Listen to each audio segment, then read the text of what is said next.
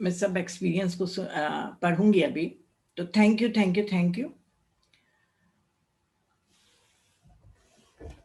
आज मैंने जो कहानी चूज किया है, श्वेत केतु, बहुत बहुत बार मैंने ओशो के मुंह से इनकी कहानी को सुना। मुझे बहुत अच्छी लगती है, बहुत मीठी स्टोरी है इनकी और बहुत डीप है मीनिंग। फिर एक हफ्ते पहले फिर से मेरे पास ये कहानी आई, मतलब मेरे सामने आई।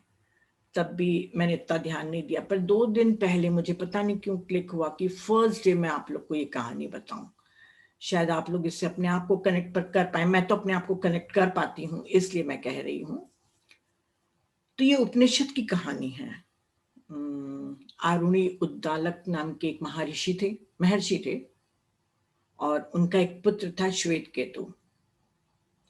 12 साल की उम्र तक के इन्होंने अपने ही घर में उनको दीक्षा दी, और 12 साल की उम्र में उनको बुला के बोला कि अब तुम्हें गुरुकुल जाना चाहिए और शिक्षा ग्रहण करनी चाहिए। तो ये शिक्षा ग्रहण करने चले गए गुरुकुल। 12 साल वहां पर ग्रामर को क्या कहते हैं, व्याकरण, व्याकरण, उपनिषद, वेद शास्त्र, ब्रह्म सूत्र, इन सब का ज्ञान लिया। और गुरु ने कहा कि अब जितना हमें तुम्हें ज्ञान देना था हमने तुम्हें ज्ञान दे दिया, अब तुम घर जा सकते हो। अर्थात जब 24 साल के ये जब वापस हुए तो ये घर वापस आए। और जब घर वापस आए तो वो लौटते हुए यही सोच रहे थे कि मेरे समान इस पूरे गांव में कौन है जो इतना ज्ञानी है। घर में घुसते ही इनके पिता को पता चल गया कि ये पढ़ के तो जरूर आए हैं, पर वेदों के मर्म को नहीं समझ के आए हैं। क्योंकि थोड़ा सा अहंकार उनके में दिखा, क्योंकि उन्होंने अपने पिता को नमस्कार अच्छे से नहीं किया था। एक अहंकार वैसे जो नमस्कार करते हैं वो किया था। फिर इनके पिता पूछते हैं कि अब तुम शादी करोगे या और वेदों के ज्ञान को लोगे। तो इन्होंने अपने पिता को कहा, श्वेत केतु ने, कि पहले मैं राजा जनक के राजा जनक के सभा को जीत लूं। मतलब वहां पे शायद वेद शास्त्र वगैरह में कुछ होता होगा। तो राजा जनक की सभा को मैं जीत लूं, उसके बाद आप जो कहेंगे करूंगा। इतना महत्वाकांक्षी, इतना लालच और इतना अहंकार देख के श्वेत केतु के पिता बहुत दुखी हो गए, और उनके माता को कहा कि श्वेत केतु को मेरे पास भेजना, मुझे उनसे बात करनी है। एक खेत में वो बैठे हुए थे उनके पापा। फिर ये जाते हैं श्वेत केतु और कहते हैं कि तात, मुझे आपने बुलाया, क्या कारण है। तो उन्होंने कहा कि हम सभी ब्राह्मण हैं, तो तुम भी ब्राह्मण के घर में पैदा हुए हो, इसका अर्थ ये नहीं है कि तुम ब्राह्मण बन गए। ब्राह्मण वो होता है जो ब्रह्म को जानता है। ब्राह्मण कुल में पैदा होना ब्राह्मण नहीं होता। तो मुझे लगता है कि तुमने शिक्षा तो ली पर ब्राह्मण नहीं बने। अब इतना अहंकारी श्वेत केतु कहता है कि आप ऐसे कैसे कह सकते हैं, मेरे टीचर्स, मेरे गुरुकुल में मुझे बोला गया कि अब इससे ज्यादा हम तुमको नहीं सिखा सकते, उन्होंने मुझे भेजा है। पर चलिए, आप कह रहे हैं तो मुझे समझाइए कि आपने ऐसा क्यों कहा। तो उनके पिता पूछते हैं कि मैं तुमसे ये पूछता हूं कि क्या तुम जानते हो कि जिसको जान लेने से जो नहीं सुना गया है वो भी सुनाई देता है। जिसका चिंतन कभी नहीं किया गया है, यानी कि जिसका विचार कभी नहीं किया गया है, उसको जान लेने से विचार भी हो सकता है, या जो अज्ञात है वो भी ज्ञात हो जाता है। तो श्वेत केतु कहता है, ये क्या आप पूछ रहे हैं, मुझे नहीं समझ में आ रहा है, आप क्या पूछ रहे हैं। तो उनके पापा बोलते हैं, मिट्टी का एक मटका पड़ा रहता है, उसको दिखा के बोलते हैं कि ये क्या है। तो वो कहता है, मटका है।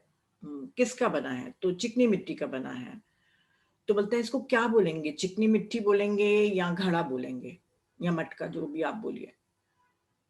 तो बोलता है, घड़ा। तब उसके पापा कहते हैं कि जो मिट्टी, जो उसका मूल चीज है, मिट्टी को जान लेगा तो वो जितने भी मिट्टी के बर्तन बने हैं उसको देख के वो पहचान जाएगा कि ये मिट्टी के बने हुए हैं। मतलब मेन चीज को, मेन सोर्स को जब जान लेगा।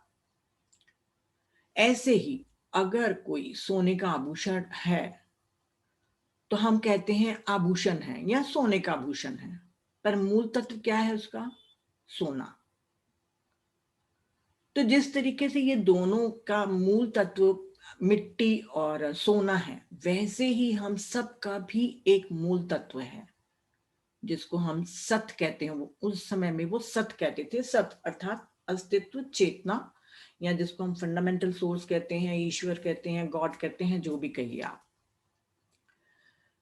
तो वो हम सब में वही है, पर रूप अलग अलग हैं। जैसे बिग बैंग थ्योरी को आप जानते हैं कि जब कुछ नहीं था वही एक अद्वैत था और उसी के ही विस्फोट से ये सब हुआ। वो बिग बैंग थ्योरी यहाँ पे नहीं समझाता है श्वेत केतु को। वो कहते हैं कि वही जो मूल चेतना है तुम में भी है, मुझ में है, और तत्वमसी श्वेत केतु।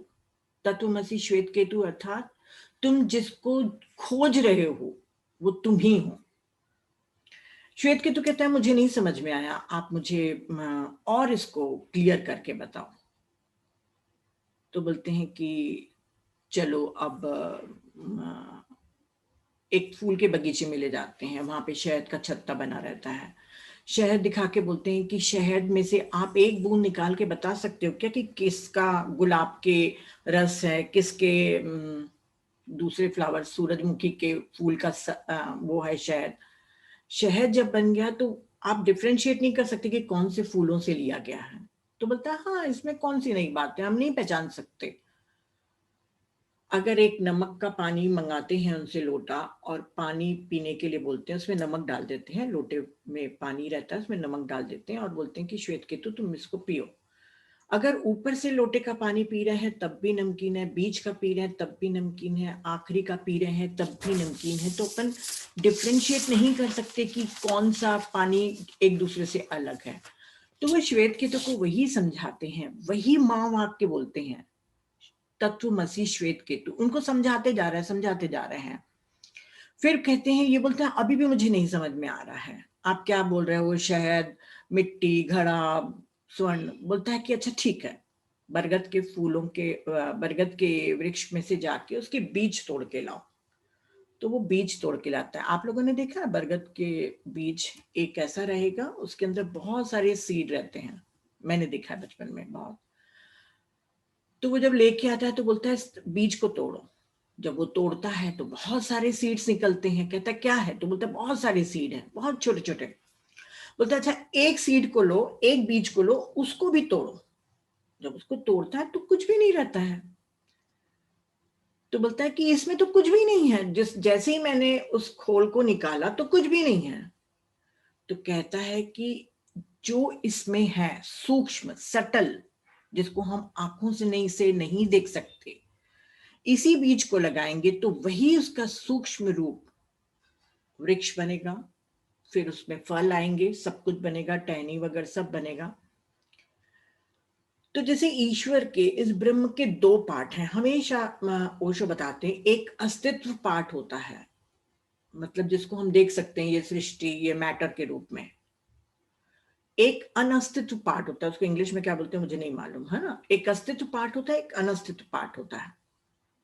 तो जो ये बीज में है सूक्ष्म, वही जो बीज पेड़ बनेगा, वही हम सब में है, जो दिख नहीं रहा है पर हमारे में है, कॉन्शियसनेस। अगर एक लहर को लहर घमंड करेगी कि मैं ये समुद्र की मेन पार्ट हूं, तो क्या फर्क पड़ेगा क्या समुद्र को? थोड़ी देर के बाद लहर मिट जाएगी, समुद्र में घुल जाएगी, वो समुद्र ही रहेगा। पर हम लोग अहंकार करते हैं कि हम हैं, हम सिर्फ एक लहर मात्र हैं, उस ब्रह्म चेतना का एक छोटा सा अंश है। सेपरेट करते हैं, वो ये है, वो मैं हूं, अपनी आइडेंटिटी को पकड़ के रखते हैं। तो इसको कहता है कि जिस दिन तुम ये जान लोगे कि तुम कौन हो, अर्थात जब ब्रह्म को जान लोगे, उस दिन तुम ब्राह्मण बनोगे। इसके बाद की बहुत प्यारी मीठी कथा है कि ये समझ तो गए, तत्वमसी श्वेत केतु 9 बार बुलवाते हैं इनसे, और ये उपनिषद का महावाक्य है। बहुत आप पढ़ेंगे, पत्री सर भी बहुत बार बोलते हैं, अभी शायद गाइडेड मेडिटेशन में भी था। तो अब इसको वो चीज जाननी है जिसको जान लेने से सब चीजें जान ली जाती हैं, जिसको विचार करने से सारे विचार किए जा सकते हैं, जिनको आ, सुन लेने से या देख लेने से सब चीजें देखी और सुनी जा सकती हैं। अब ये जाते हैं फिर गुरुकुल और अपने टीचर्स को कहते हैं कि आप लोगों ने तो मुझे बहुत थोड़ी सी शिक्षा दी, मेरे पिता ने तो मुझे कहा कि मैंने कुछ भी ज्ञान नहीं लिया है, ऐसा क्या है जिसको जान लेते थे इससे सब जाना जा सकता है। तो उनके गुरु कहते हैं कि 12 साल के बाद पहली बार कोई शिष्य वापस आया है और असल में उस चीज को जानने के लिए आया है, नहीं तो सभी लोग वेद शास्त्र ये सब पढ़ के चले जाते हैं, कभी लौट के नहीं आते हैं। फिर गुरु उनको कहते हैं कि ठीक है मैं तुमको बताता हूं वो क्या है, एक काम करो, ये 400 गायें ले जाओ श्वेत केतु और जंगल में चले जाओ, और जब ये 400 गायें 1000 हो जाएंगी तब तुम वापस आ जाना।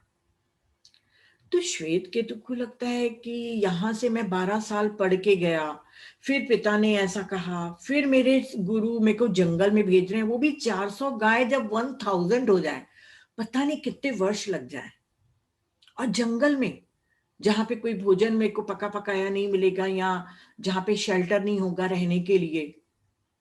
पर जब गुरु की आज्ञा है तो श्वेत केतु जंगल की तरफ 400 गायों को लेके चले जाते हैं। अब वहां पर वो बैठे रहते हैं, अब जो उनके पास इतने सारे वेद शास्त्र ज्ञान था किसको सुनाए, जूम सेशन भी नहीं थे, किसको सुनाए। धीरे धीरे अपने आप से बड़बड़ाते बड़बड़ाते चुप होने लग गया श्वेत केतु, शांत होने लग गया। गाय लोगों के बीच में रहते रहते इतना मौन हो गया, इतना मौन हो गया कि उसकी अपनी खुद की आइडेंटिटी चली गई कि वो कौन है। मन तब तक के चलता है जब तक कि हम उसमें डाटा डालते हैं।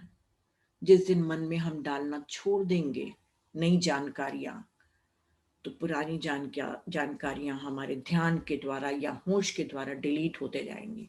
सेम वही हुआ श्वेत केतु के साथ। कहा जाता है कि उसने लैंग्वेज भी भूल गई। बहुत मीठी कथा है उसके बाद कि उसको गिनती भी याद नहीं रही, लैंग्वेज भी याद नहीं रही, वो एकदम शून्य हो गया, एकदम खाली। उसकी आंखें बिल्कुल गाय के आंखों के समान हो गई, और कोई देखता तो बिल्कुल, जब गायों के बीच में बैठा रहता तो लगता था गाय है, पेड़ के साथ बैठा होता तो लगता था पेड़ है, अगर वो जमीन में सो रहा है तो लगता था श्वेत केतु जमीन है। मतलब टोटली प्रेजेंट मोमेंट में, खाली, एम्प्टी। बोलते हैं कि एक गाय खुद आती है उसके पास, क्योंकि वो तो गिनती भी भूल गया और उसको उद्देश्य भी याद नहीं रहा है कि जब 1000 होंगी तो मुझे वापस गांव जाना है गुरु के पास, इतना खाली हो गया था। तो एक गाय आके उसको बोलती है कि श्वेत केतु अब हम 1000 हो गए हैं, अब हमें वापस चलना है। उसने कहा और श्वेत केतु सारी गायों को लेके अपने गुरु के पास जाता है। पूरी गाय एक साथ खड़ी हो जाती है, उसके साथ में ही श्वेत केतु भी खड़ा हो जाता है। अब गुरुकुल और बड़ा हो गया था, बहुत सारे शिष्य आ गए थे और सभी लोग बहुत खुश थे कि श्वेत केतु वापस आ गया, क्योंकि सबको मालूम तो था कि वो लेके गया है 400 गाय। तो सब लोग बड़ा उत्साहित होके गुरु के पास जाते हैं, कहते हैं कि आपका शिष्य तो ले आया 1000 गाय, और बहुत खुशी की बात है। तो उनका गुरु, नाम नहीं लिखा है, उनके गुरु कहते हैं कि 1000 गाय नहीं आई हैं, 1001 गाय आई है। अर्थात श्वेत केतु भी, क्योंकि वो इतना खाली हो गया कि जिसके साथ जहां पे रहेगा वही उसका प्रेजेंट हो जाएगा। तो बहुत प्यारी कहानी है, पता नहीं आप लोगों को अच्छी लगी कि नहीं। अच्छी लगी। चंद कपूर बिल्कुल मुंडे हिला रही है।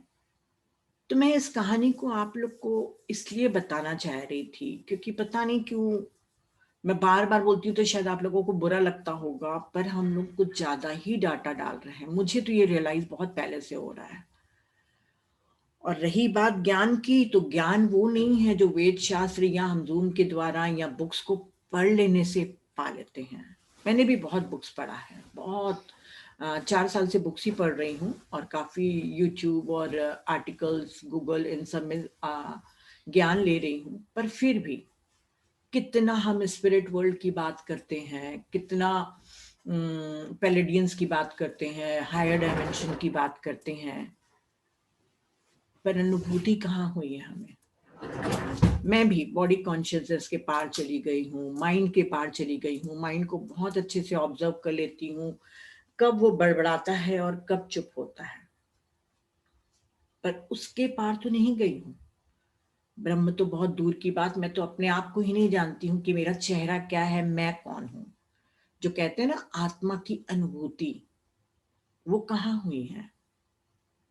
कल मैं अपने नाइट सेशन में एक कहानी बताते बताते रुक गई थी। छोटी सी कहानी है, इसी के साथ मैं ऐड करना चाहूंगी क्योंकि इसी के साथ ही रिलेटेड है।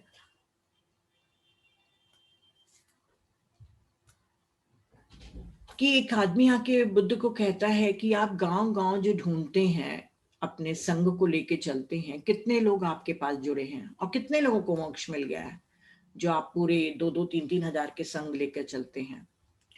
तो भगवान बुद्ध बोलते मैं तुमको आंसर दूंगा, पर एक काम कर लो, इस गांव में कितने मकान है? बोले 500 1000 जितने भी। बोलता है तो बोलता है जाओ आप उन सब से उनकी महत्वाकांक्षाएं पूछ के आ जाना दूसरे दिन। उसको सुबह से रात हो जाती है उस आदमी को एक एक आदमी की महत्वाकांक्षा लिखते हुए। जब सांझ को वो लौटता है बुद्ध के पास, तो भगवान बुद्ध कहते कि क्या मिला तुमको? तो कोई कहता है, बताते हैं कि कोई बेटा मांग रहा है, कोई पार्टनर मांग रहा है, कोई बहू मांग रहा है, कोई जमीन मांग रहा है, सबकी लिस्ट है। बोले इतने लोगों में किसने मोक्ष लिखा था या बताया? उसने कहा एक भी नहीं। तो बोले फिर मैं संग लेके घूमता हूं इस उम्मीद में कि कभी मुझे कोई ऐसा भी सच्चा मिल जाएगा जो अपने आप को और मोक्ष को पाना चाहेगा। तो देखा जाए तो जैसे मैंने अभी संकल्प आपको बोला था, तो मैं जानबूझ के आप लोगों को नहीं बोली थी, पर अपने आप को टटोलना कि कितने लोगों ने आपने संसारिक चीजों के लिए संकल्प किया। हम अभी भी संसार की चीजों में फंसे हुए हैं कि मुझे ये चाहिए, मुझे वो चाहिए। ठीक है, जो चाहिए आपका मांगने का इच्छा होना स्वाभाविक है, पर जब आप काफी बुक्स पढ़ लेते हैं, काफी कुछ अच्छे से डीप मेडिटेशन कर लेते हैं, तब आप बियॉन्ड इस अर्थ के चीजों को मांगते हैं, अपना असली ट्रांसफॉर्मेशन मांगते हैं, ज्ञान मांगते हैं और अपने आत्म साक्षात्कार मांगते हैं। मैं नहीं कहूंगी कि मैं बहुत महान हूं कि मैंने ये मांगा, मैं नहीं बोलूंगी, पर कभी अपने आप को टटोलिएगा कि वाकई हम लोग इतना जो मेडिटेशन कर रहे हैं, इतना जो ज्ञान ले रहे हैं, सिर्फ इसलिए कर रहे हैं कि ये वाला जीवन हमारा सफल हो जाए, हम अच्छे से एबंडेंस वाली और बहुत हेल्दी लाइफ जी के चले जाएं। किसके अलावा भी कुछ चीज है हमको जो जिसके ऊपर फोकस करना चाहिए। सारे टाइम मुझे मैसेजेस आते रहते हैं कि ये मैम ज्वाइन कर लें क्या, ये भी जूम चल रहा है, ये भी ज्वाइन कर ले। मैं किसी को मना नहीं करूंगी, क्योंकि किसी को रोकना मतलब उनके कर्मा में इंटरफेरेंस करना। तो आपको जहां जाना है जाइए, जिसको सुनना है सुनिए, जितने जूम में जुड़ना है जुड़िए, मुझे कोई फर्क नहीं पड़ता। आप लोग की ग्रोथ होगी, मैं बिल्कुल खुश होंगी उतना ही। पर जो श्वेत केतु की कहानी मैं आपको बता रही हूँ, काफी दिन पहले से मुझे खुद को रियलाइज होने लग गया कि मैं जिस चीज को पाने के लिए इस सर्विस में आई थी, अभी तक के तो मुझे नहीं मिला है। टाइम भी बहुत नहीं हुआ है, 4 साल ही हुए हैं, पर फिर भी मैं खुद को पजल्ड मानती हूँ अभी तक। अभी तक कि मैं खुद कई बार कंफ्यूज हो जाती हूँ। मैंने कभी ज्ञानी होने का दावा नहीं किया, पर जितने भी सेशन लेती हूँ और आप लोग तारीफ करते हो, तो कहीं अंदर में मेरे को चोट जरूर लगती है।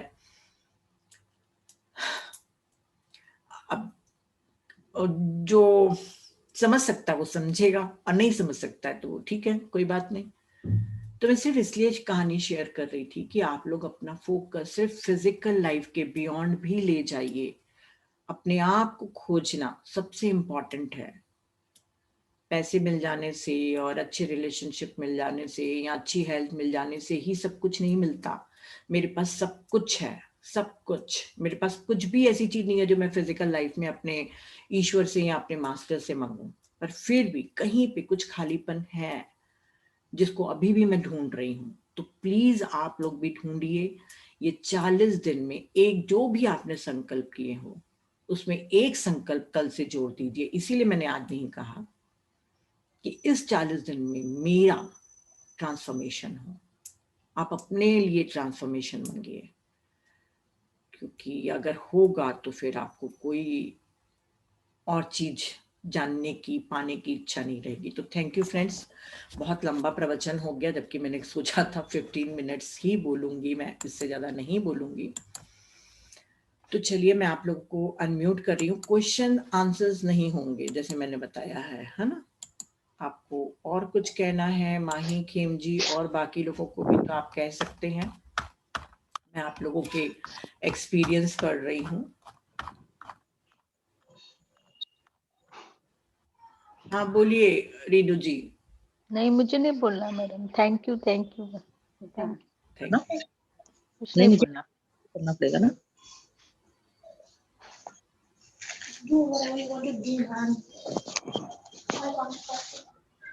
किसी को कुछ नहीं कहना है? खेम जी, माही। Ma'am hello. हाँ, क्वेश्चंस नहीं? पिंकी। मैम आज से स्टार्ट है तो डेली करवाओगे क्या 40 दिन इसी टाइम पे डेली? वही पूछना था। आज से स्टार्ट है तो 40 दिन करवाएंगे आप? Okay ma'am. बहुत ही अच्छी स्टोरी थी नीता जी, बहुत अच्छी, थैंक यू। अति सुंदर। और किसी को कुछ कहना हो? मुझे तो कहना मैं है, अभी मेडिटेशन करती आऊँ, बस यही सोचू ना, मेडिटेशन करते करते ट्रांसलेशन हो जाएगा ना। आप संकल्प करिए ना, फोकट में कोई चीज संकल्प तो कम आपने मिलेगी। बताया वो करूंगी मैं, हाँ वो करूंगी, पर कैसे, मतलब अपने आप होता जाएगा ना, अपने आप। मतलब क्या? मैं नहीं समझी आपका लवीना जी। मुझे भी सब कुछ है भगवान का दिया हुआ, और बहुत खुश हूँ, हैप्पी हूँ। तो हाँ। मुझे भी सिर्फ यही चाहिए कि मैं बस आत्मा में चलती जाऊं बस। तो संकल्प करिए ना आपके ट्रांसफॉर्मेशन का, आपके आत्म साक्षात्कार का, एक महासंकल्प का, है ना। Okay, thank you Nita.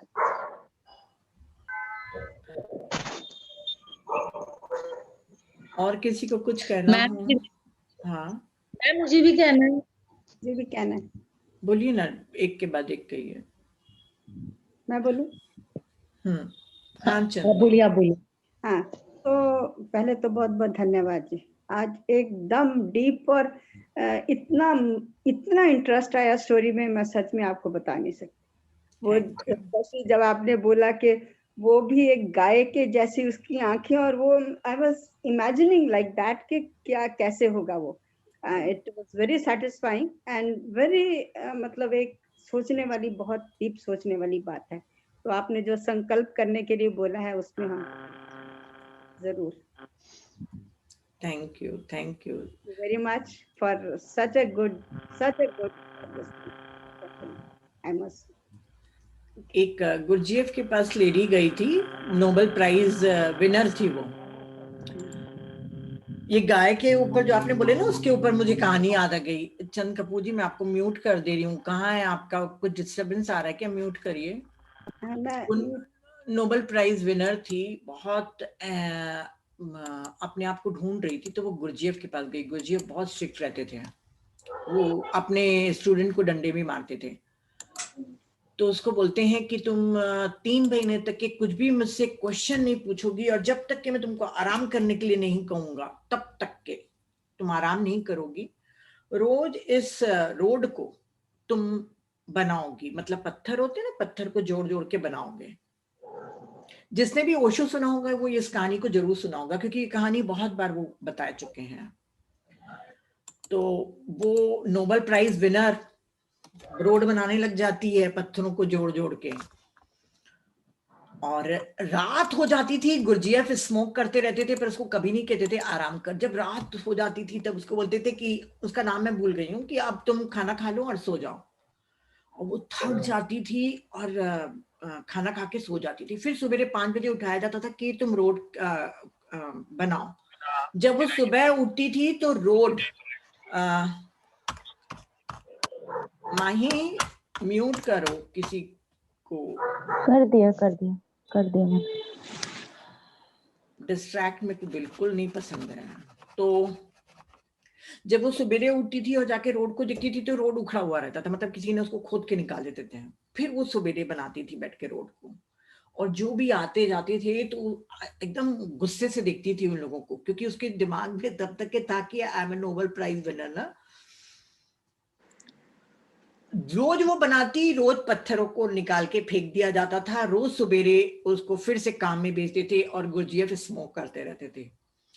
आखिरी के 3 महीने के बाद, मीना कुछ कहना चाहती है, आखिरी के 3 महीने के बाद, क्योंकि वो मेरी सिस्टर भी ओशो बहुत सुनती है, 3 महीने के बाद वो अपनी आइडेंटिटी भूल जाती है कि वो कौन थी और नोबेल प्राइज उसको मिला है।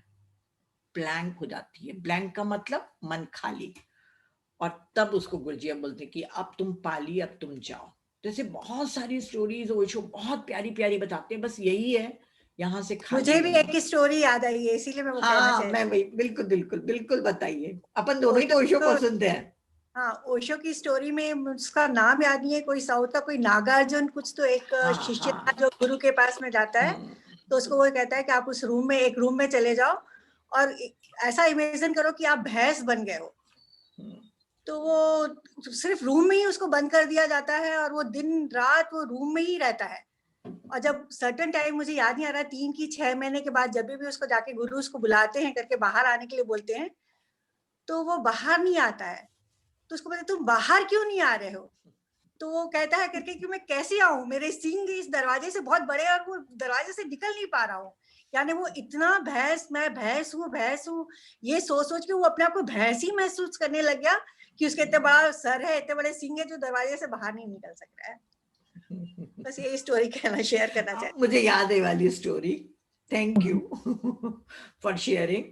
तो ये कहने का मैं इन लोगों को वही बता रही हूँ कि अपनी आइडेंटिटी, क्योंकि देखिए हम जंगल नहीं भाग सकते ना, हमको संसार में ही निर्वाण लेना है। तो जब जंगल भी नहीं भाग सकते तो एम्प्टी कैसे करें? एम्प्टी करना है सिर्फ प्रेजेंट मोमेंट अवेयरनेस को पकड़ के। जितना हो सकेगा आप अपने आप को पकड़िए। मैं आज दिन भर से सुबेरे से कोशिश कर रही हूँ, आप लोग भी करिए, और जो जो मैंने बताया है वो सब करिए। तो कुछ तो श्वेत केतु नहीं भी बन पाए तो श्वेत केतु के आसपास तो पहुंच ही जाएंगे ना। तो ट्राई करिए। मैम मुझे पूछना है कुछ। क्वेश्चन आंसर नहीं है आज। नहीं मैम, मेरे को सिर्फ अपनी मदर इन लॉ के लिए पूछना है कि वो 70 इयर्स की हैं, तो थोड़ा पैरों में मैम उनको प्रॉब्लम है, हाथ में भी, तो उनको मेडिटेशन करा सकती हूँ? बिल्कुल कराइए। इसमें पूछना क्या है? आपको क्यों डाउट आया इसमें? मैम उनका थोड़ा हाथ परेशान करता है और पैर जिससे भी वो चल नहीं पाती हैं, तो क्रॉस पैर करने में थोड़ी दिक्कत होगी, इसीलिए थोड़ा पूछ रही थी। अगर कोई पैर नहीं क्रॉस कर पाता है ना, जैसे हमारे पास 1-2 बार वो घुटने के ऑपरेशन वाले पेशेंट आते हैं, तो हम बोलते हैं मत करो क्रॉस। क्या होगा? 10% ही एनर्जी लॉस हो रही है, बाकी तो तुम्हारी कर रहे हो ना। जी कुछ कंडीशंस भी रहती हैं बॉडी की, तो भले अगर नहीं हो पाता तो मत करे, हाथों को क्रॉस कर ले, आंखों को बंद करके करें। ठीक है मैम। ठीक है। तो चलिए फ्रेंड्स, ज्यादा बातें नहीं, बहुत हो चुका। कल कौन कहना चाहेगा? मैं चाहती हूँ कि आप लोगों में से कोई एक नचिकेता, मिलरेप्पा, इन सब की स्टोरीज बोले। आज मैंने बोल लिया, पर अब मैं नहीं बोलूंगी, अब आप लोग बोलिएगा। तो अगर कल आपको नहीं, मतलब स्टोरी बोलने का है, मतलब यानी बुक पढ़ के नहीं, कोई वीडियो मैंने भी बोल सकते हैं। हाँ, अभी मैंने श्वेत केतु का मीना कितना सिंपल बताया, जबकि कितना कॉम्प्लिकेटेड है ये। ऐसे क्योंकि कथा सागर में तो मैंने बहुत बार सुना है बहुत सारे गुरुओं के बारे में, पर तूने क्योंकि बोल रही थी बार बार बुक पढ़ के उसकी समरी बोलनी है, बुक पढ़ के उसकी समरी बोलनी है, तो फिर नहीं, बुक पढ़ के तो अपने को समरी बोलनी है, परंतु कोई भी गुरुओं की या कोई उपनिषद की कथा है, जैसे नचिकेता, बहुत जरूरी है इन लोग को जानना कि नचिकेता कौन था, है ना। श्वेत केतु मैं पिछले 4 महीने से ट्राई कर रही हूँ कि किसी दिन इन लोग को स्टोरी सुनाऊंगी, पर टाइम ही नहीं मिल पा रहा है। पर अब मुझे लगा कि नहीं, अब मेरे को ये जो चीजें छूट गई हैं ना इन लोगों की, वो इनको नॉलेज में देना जरूरी, क्योंकि हम तो ले लिए हैं इतना ओशो को सुन के, पर इन लोग नहीं है टच में। अभी भी इन लोग के पास व्हाट्सएप में आता होगा तत्वमसी श्वेत केतु, तो वो क्या है, तो इन लोग को मालूम चलना चाहिए ना कि वो नहीं, तो मुझे आइडिया नहीं था ना, क्योंकि मैं कई बार बहुत जल्दी लीव कर दे रही हूँ, मुझे कुछ काम होते हैं, तो इसलिए मुझे लगा कि सिर्फ बुक की समरी ही बोलनी है। अगर कुछ नहीं। ओके देन मैं देख के फिर सोच के बताऊंगी। हाँ, तो कल जिनको भी बोलना होगा मुझे, माही को या खेम जी को मैसेज कर देना। खेम जी कुछ कहना चाह रहे हैं आप? नहीं मैम, मैं वैसे भी बहुत डिफिकल्ट रेंज में हूँ कल तक, तो मेरा डिस्कनेक्ट होते रहेगा। अच्छा, ठीक है ना। माही कुछ कहना है? नहीं आंटी कुछ। चलिए ठीक है, फिर कल जिसको बोलना है वो हम तीनों में से किसी को भी मैसेज कर देगा, और यदि नहीं हुआ तो 1 घंटा मेडिटेशन करके हम मीटिंग लीव कर देंगे। ठीक है फ्रेंड्स, चलिए bye bye, good night. Bye, good night.